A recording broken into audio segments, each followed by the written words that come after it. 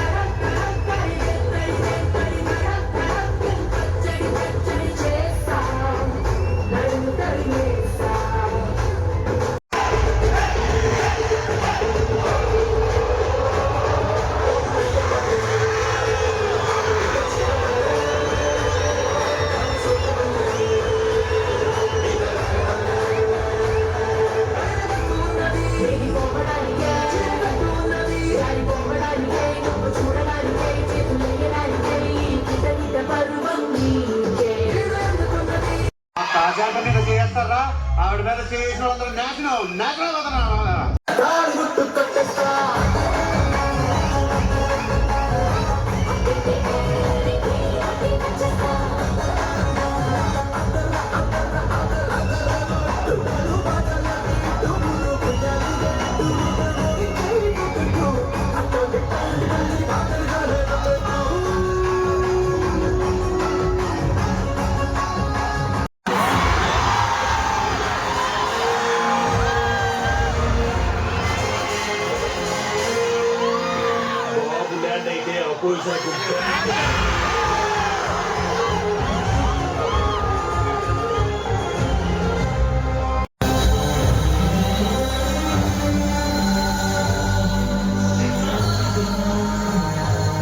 తల్లిదండ్రులు పిల్లల కోసం ఏదైనా చేస్తే వాళ్ళ కళ్ళల్లో ఆనందం కనిపిస్తుంది. పిల్లలు తల్లిదండ్రుల కోసం ఏదైనా చేస్తే వాళ్ళ కళ్ళల్లో ఆనంద భాష్పాలు కనిపిస్తాయి.